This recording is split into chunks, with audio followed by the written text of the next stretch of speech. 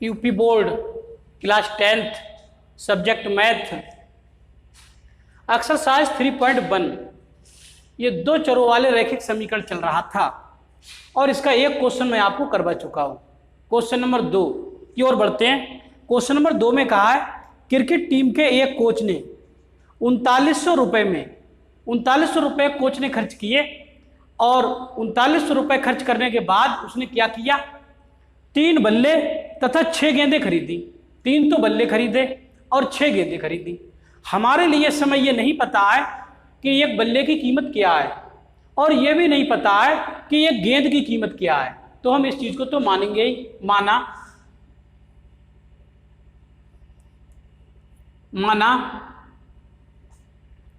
एक बल्ले की कीमत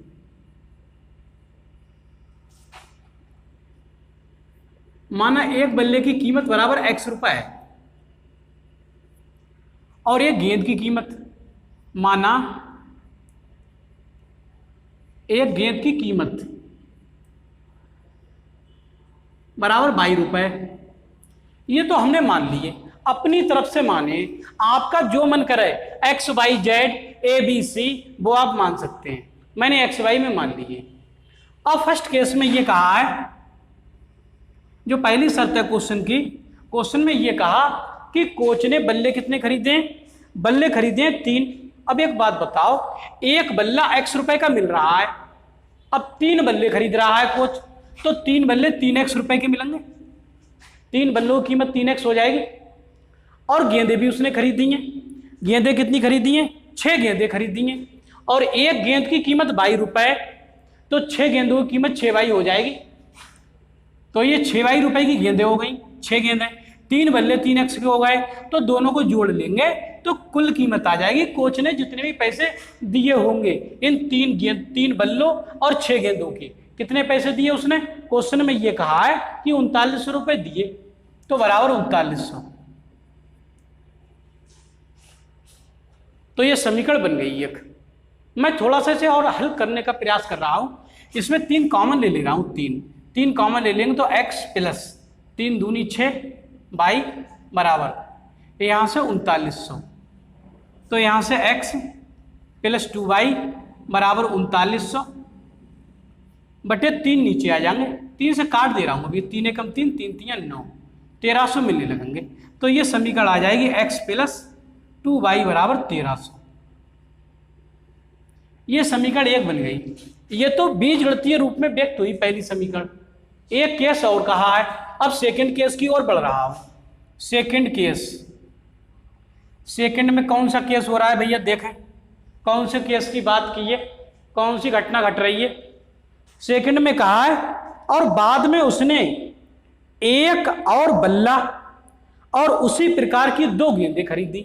अब सेकंड केस में एक बल्ला खरीदा गया है, तो एक बल्ले की कीमत तो x रुपए है, तो एक बल्ला खरीदेगा तो एक बल्ले की कीमत 1x हो जाएगी, 1x हो जाएगी। और 2 गेंदें खरीदी हैं, एक गेंद की कीमत 22 रुपया है और 2 गेंदें खरीदी, तो 2 गेंदों की कीमत तो 2 बाई हो जाएगी। तो एक बल्ला 2 गेंदें, दोनों की कीमतें आ गई, दोनों को जोड़ देंगे तो दोनों की कुल कीमत आ गई। एक बल्ले और 2 गेंदों की कीमत आ गई। ये कितनी चुका के आया है कोच, देखो एक बल्ला 2 गेंदों की कीमत कितनी चुकाई है इसने, क्वेश्चन में कहा 1300 रुपए में खरीदे हैं, तो इन दोनों के उसने 1300 रुपए दिए, 1300 रुपए दिए, तो दोनों का इनका योगफल 1300 की तो बराबर होगा। तो ये समीकरण आई x प्लस 2 बाई बराबर 1300। ये समीकरण 2। हमने समीकरण 1 देखी थी, वो भी यही थी समीकरण 1। वैसे तो समीकरण 1 ये थी, ये वाली, ये समीकरण 1 थी, लेकिन इसको मैंने थोड़ा सा सॉल्व कर दिया था 3 कॉमन लेके, तो यही तो बनी, देखो यही बनी, यही समीकरण है ये, x प्लस 2 बाई बराबर 1300। तो ये समीकरण 1 थी। तो ये दोनों समीकरण हैं तो एक ही तो बात है। x और y के मान जो आएंगे वो इसे भी संतुष्ट करेंगे और इसे भी संतुष्ट करेंगे, तो दोनों एक ही समीकरण हैं। वैसे मैं चाहता तो यहां पर ये एक न लिखकर एक इसे डाल देता, इसे इसे 1 डाल देता तो मैं इसे लिख देता, लेकिन मैंने इसको भी थोड़ा सा हल कर दिया तो मैंने ऐसा ही बना दिया। आपकी इच्छा ऐसा ही लिखा रहने दे, जैसा आपका मन करे। ऐसा मन कर रहा है तो ऐसे लिख दियो, ऐसा मन कर रहा है 100 लिखने का तो इसे ऐसा लिख दियो, लेकिन ये दोनों हैं एक ही। तो ये बात समझ में आई होगी। तो ये मैंने दोनों समीकरणों को बीजगणितीय रूप में व्यक्त कर दिया। अब क्वेश्चन में क्या कहा है, क्वेश्चन में सुनो। क्वेश्चन में कहा है इस स्थिति को बीजगणितीय, तो बीजगणितीय रूप में तो व्यक्त कर दिया, और इसी स्थिति को ज्यामितीय रूप में व्यक्त करो। क्वेश्चन में कहा है ज्यामितीय रूप में व्यक्त करो। ज्यामितीय का मतलब है अब इसका ग्राफ खींचना है हमारे लिए। तो मैं इस समीकरण का ग्राफ खींचूं या इसका खींचूं, बात तो एक ही है। चाहे पहले समीकरण का ग्राफ खींचूं वो भी वही आएगा, दूसरे का ग्राफ खींचूंगा वो भी वही आएगा, तो ग्राफ तो एक ही है। तो एक ही समीकरण का ग्राफ खींच दे रहा हूं। देखो ध्यान दें, तो अब ग्राफीय निरूपण कर रहा हूं मैं इसका। इसे मिटा दे रहा हूं, इधर इसे मिटा दे रहा हूं।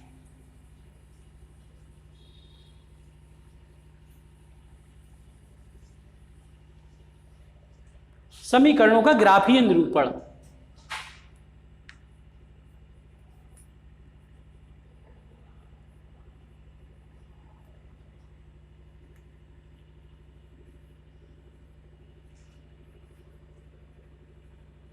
समीकरणों का ग्राफीय निरूपण के लिए हमें क्या करना पड़ेगा, पहले तो हम बिंदु निकालें। बिंदु निकाल रहा हूं पहले, ध्यान दें। तो बिंदु कैसे निकालेंगे, मैंने कहा था कोई सी एक समीकरण इनमें से, वैसे तो दोनों एक ही है, कोई सी एक लिख सकता हूं। पहली समीकरण है x + 2y = 1300। तो यहां से 2y का मान निकाल ले रहा हूं 1300, x डर जाएगा माइनस का हो जाएगा, और यहां से y की वैल्यू निकाल ले रहे हैं। y की वैल्यू होगी 1300 - x बटे नीचे 2। अब मैं इससे बिंदु निकालूंगा। मैंने कहा था बिंदु कैसे निकालते हैं, जब मैंने इसकी बेसिक वीडियो पढ़ाई थी उसमें भी बताया था, और क्वेश्चन दूसरा कराया था एक, इसमें भी बताया था। मैंने कहा था आयताकार सारणी में एक में x एक में y लिख लेते हैं। अब x के मान अपनी तरफ से रखते हैं हम, x का मान अपनी तरफ से रखेंगे। अपनी तरफ से जब रखेंगे तो x का मान कुछ भी रख सकते हो, लेकिन ऐसा रखो कि जिससे 2 से कट भी जाए। तो मैं x का मान ऐसा कर रहा हूँ, x का मान रखे दे रहा हूँ, चलो 300 रखे दे रहा हूँ x का मान। अब कहोगे इतना बड़ा क्यों रखने की जरूरत पड़ गई, तो आप छोटा भी रख सकते हो, बड़ा भी रख सकते हो। अब संख्या थोड़ी बड़ी बड़ी आएंगी तो थोड़ी एक जैसी मैच थोड़ी संख्या करेंगे, थोड़ा अच्छा लगेगा। अभी बताऊंगा मैंने 1 क्यों नहीं रखा या 2 क्यों नहीं रखा। तो 300 घटा देंगे, 1000 1300 में से 300 घट जाएंगे तो 1000 बचेंगे। 1000 को 200 से भाग हो गया, तो सॉरी 1000 को 2 से भाग हो गया, x का मान 300 रखा गया है, देखो 300, तो 1300 में से 300 घट जाएंगे तो 1000 मिलेंगे। 1000 को 2 से भाग हो जाएगा तो y का मान 500 मिलेगा, y का मान 500 मिलेगा, 500 मिल गया।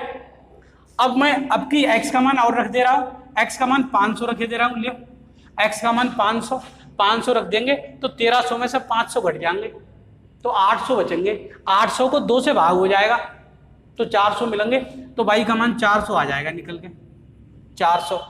अब x का मान और रख दे रहा हूँ, चलो x का मान 100 रख दे रहा हूँ, 100 रख दे रहा हूँ, तो 1300 में से 100 घट जाएंगे तो 1200 मिलेंगे। 1200 में 2 से भाग हो जाएगा तो 600 मिलेंगे ना, तो ये 600 आ गए, 600। अब आप कहते साहब हम ये ना रखेंगे, हम तो 2 रखेंगे, x का मान 2 रख सकते थे। चलो आपकी बात पर ही विचार कर रहा हूँ। कुछ बच्चे कहते हैं कि सर जी ने 2 क्यों नहीं रखा, 2 में कौन सी आपत्ति हो रही थी, तो इसकी आपत्ति थोड़ी बहुत बता दूं। देखो आपत्ति कुछ नहीं हो रही है, x का मान 2 रख देंगे तो 1300 में से 2 निकल जाएंगे तो 1298 मिलेंगे, 1298 मिलेंगे ना, 1298 मिलेंगे, और 2 से हो जाएगा भाग, तो 2 छंग 12, 2 नियम 18, और बचा एक 2 नियम 18, तो 2 ये आए 699। तो देखो ये कितना बेकार लग रहा है, ये 2 है तो 699, कोई मैच भी तो नहीं हो रहा है समर के। हालांकि लिख सकते हो इसे, ये भी एक समीकरण पर आएगा ये बिंदु, लेकिन ये थोड़े अच्छे लग रहे हैं। 100 तो 600, 500 400, पूरे पूरे आराम से हैं। ये 2 तो 699 आए, तो कहाँ 699 चक्कर में पड़ेंगे, हमारा पूरे पूरे पूर्णांकों से बढ़िया पूर्णांकों से काम चल रहा है, तो इसलिए मैंने ऐसी वैल्यू नहीं रखी है घिसी पिटी। तो हालांकि रख सकते हो, ऐसा नहीं है गलत है, ये भी सही है। तो अब मैं इसका ग्राफ खींचूंगा, बिंदु आ गए निकल के, देखो बिंदु कौन कौन से आए निकल के, बिंदु भी लिख दे रहा हूं। बिंदु आए निकल के 300, कामा 500, एक तो बिंदु ये आया x कामा वाई, x ये वाई ये, एक बिंदु ये आया है निकल के 500 कामा 400, एक बिंदु ये आया है निकल के, और एक बिंदु ये आया है निकल के ये वाला, ये 100 कामा 600, तो ये बिंदु आए हैं निकल के।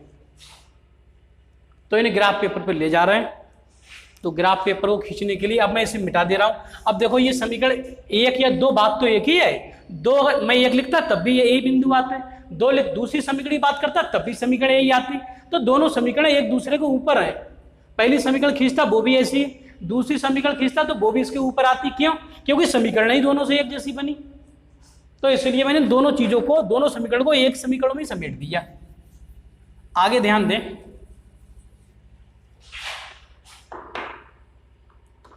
तो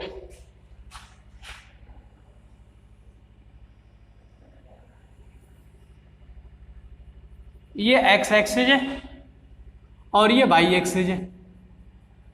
ये मूल बिंदु है। x एक्सिस की धनात्मक दिशा है, ये x एक्सिस की ऋणात्मक दिशा होती है, y एक्सिस की धनात्मक दिशा ऊपर होती है यहाँ से, और ऋणात्मक दिशा नीचे होती है। अब पहला बिंदु है 300 कामा 500, तो x पे 300। अब मैं सीधे 100 चलूंगा, 1 सेंटीमीटर में सीधे 100 खाने चलूंगा।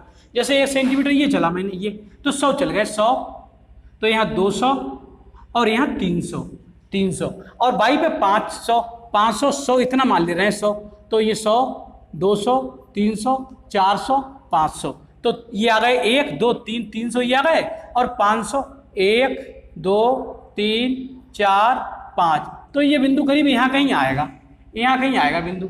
वैसे तो इस क्वेश्चन को कायदा तो ये कहता है ग्राफ पेपर पर लगाया जाए।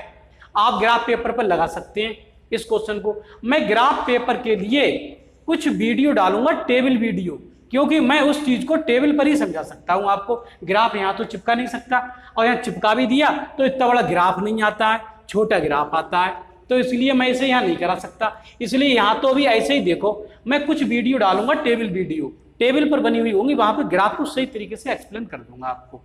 तो फिलहाल तो ये समझ में तो आता ही होगा। तो ये 300 चले, ये 500, तो इस बिंदु के निर्देशांक हो गए 300 कामा 500। मैं लिखे दे रहा हूँ, 300 कामा 500 इस बिंदु के निर्देशांक। दूसरा x अक्ष पे 500 है, y पे 400 है, तो x पे 500 चलो, 1 2 3 4 5, x पे 500 और y पे 400, तो 1 2 3 4, तो ये बिंदु यहाँ कहीं आएगा। यहाँ इसके निर्देशांक होंगे 500 कामा 400, लिखे दे रहा हूँ यहाँ 500 कामा 400 इस बिंदु के निर्देशांक होंगे इसके। अब अगला बिंदु है x पे 100, y पे 600, तो x पे प्लस के 100 चले, 100 यहाँ आएगा, y पे 600, 100 200 300 400 500 600 यहाँ कहीं आएगा, यहाँ कहीं आएगा 600, तो इस बिंदु के निर्देशांक होंगे 100 कामा 600, 100 कामा 600 ये होंगे। तो इन बिंदुओं को मिला देंगे, फिर ऐसे मिला देंगे ऐसे, तो ये स्ट्रेट लाइन में ही तो पढ़ेंगे। ये स्ट्रेट लाइन आती है निकल के, ये स्ट्रेट लाइन ऐसी आएगी निकल के। ये y एक्सिस चली गई है ऊपर, y एक्सिस यहाँ भी लिख सकता था, यहाँ y एक्सिस, तो ये स्ट्रेट लाइन आई निकल के, सीधी सरल रेखा आई ना निकल के। और ये कौन सी समीकरण आई निकल के? ये वही समीकरण आई निकल के, x प्लस 2y बराबर 1300, ये समीकरण वही आई है निकल के, x प्लस 2y बराबर 1300, तो ये समीकरण आ गई। और जो दूसरी समीकरण थी एक, वो भी तो यही थी, तो इस पर डबल एरो लगा दे रहा हूँ, ये डबल एरो, मतलब वो वाली समीकरण खींचेंगे तो वो भी यही आएगी, ये वाली समीकरण खींची तो ये भी यही आई, तो दोनों समीकरण एक दूसरे के ऊपर तो चढ़ गई। तो ऐसी रेखाएं कैसी कहलाती है? संपाती रेखाएं कहलाती हैं। मैंने जब बेसिक वीडियो पढ़ाई थी उसमें बताया था रेखाएं संपाती होती हैं, कहा था ना। हाँ, संपाती होती थी, उसके लिए कंडीशन भी लिखवाई थी। संपाती के लिए क्या लिखवाई थी? ये लिखवाई थी A1/A2 बराबर B1/B2 बराबर C1/C2, कंडीशन लिखवाई थी, तभी तो रेखा संपाती थी। तो इसमें भी रेखा संपाती, वही कंडीशन इसमें भी फॉलो हो रही है। थोड़ा देखो समझा दूं थोड़ा और, ये कहते हो सर जी अब पता नहीं क्या संपाती उपाती बकने लगे, तो ये रेखाएं संपाती मैंने बताई थी। संपाती वो रेखाएं होती हैं जो रेखा एक दूसरे के ऊपर आ जाती हैं, तो ऐसी रेखाएं संपाती कहलाती हैं। और मैंने लिखवाया था ऐसी रेखाओं के अनंत हल होते हैं, अनंत, क्योंकि ये रेखा तो हर जगह मिल रही है, यहाँ भी मिल रही है, यहाँ भी मिल रही है, यहाँ भी मिल रही है, यहाँ भी, तमाम इनके बिंदु हैं, तो इसलिए ये अनंत हल रखती है रेखाएं। अब मैंने अभी समीकरण बताई भी थी दोनों, एक बार थोड़ा सा और समझा दूं, कॉन्सेप्ट बेस पर समझा रहा हूं, अब केवल इस चीज को जरूर देखना। अब जो समझा रहा हूं मैं, सुनो, ये तो क्वेश्चन कंप्लीट हुआ आपका, ये क्वेश्चन आपका हो गया, क्वेश्चन फाइनल। अब मैं जो समझा रहा हूं वो कुछ अतिरिक्त समझाने की कोशिश कर रहा हूं, देखो ध्यान दे उससे।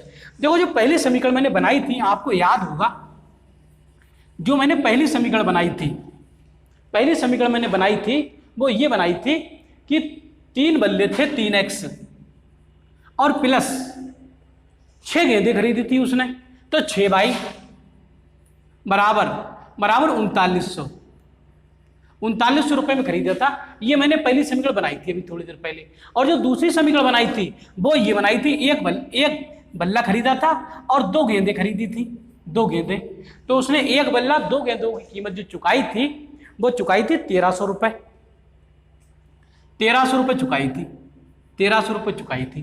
तो यही तो दोनों समीकरणें थी।